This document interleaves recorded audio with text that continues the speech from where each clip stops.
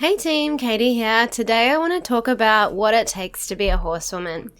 So one of the things that, a lot of my students come to me with is that the expectations that they want to be doing certain things, they want to be kicking big goals because they want to be, good horsewomen. And so quite often the goals that we put on ourselves to make us feel like we are good horsewomen aren't actually really, the goals that we should be working towards. It's not about what you can make your horse do. It's not about, being able to do anything with your horse, make it do whatever you want at any time you ask. No ifs, no buts, no maybes. Being able to push your horse through every no and make them do whatever you want. That's not what it is to be a good horsewoman.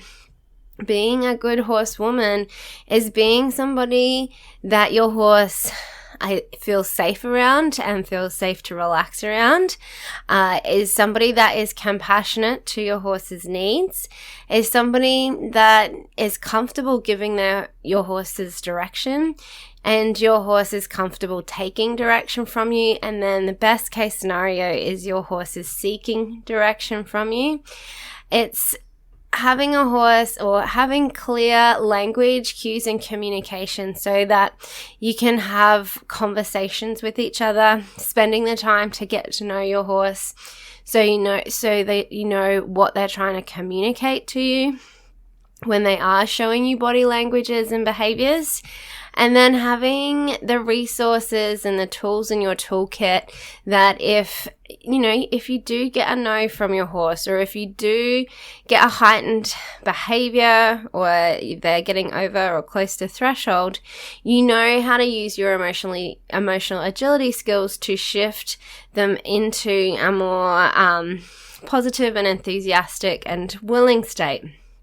So being able to pressure your horse into any behavior is not something that anybody wants to achieve. Like, this is one of the conversations that I have with my students, is that you might think that being able to get your horse to do whatever you asked it to do is the goal, but once you get to the point where you have zero doubts about what you can make a horse do, you realize that that wasn't the goal all along, and you're trying to find, that quality of connection and relationship that you had when you first started.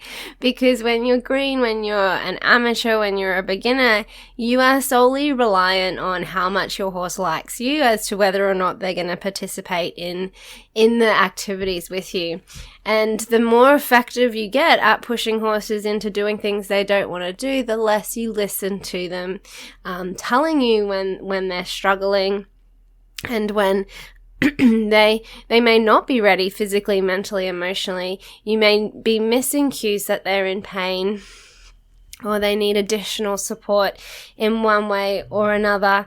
So while you may think that being able to reach those goals that you have for yourself, maybe being able to confidently canter in the open, maybe being able to jump a certain height or do a certain level of dressage, while you might think that being able to do those things is what's going to make you a good horsewoman and is what's going to make you happy with your skills as a horsewoman, you really want to remember that at the end of it all, it is the time spent with a horse, enjoying each other, that really makes this experience fulfilling, and that's going to make you proud to say that you're a horsewoman.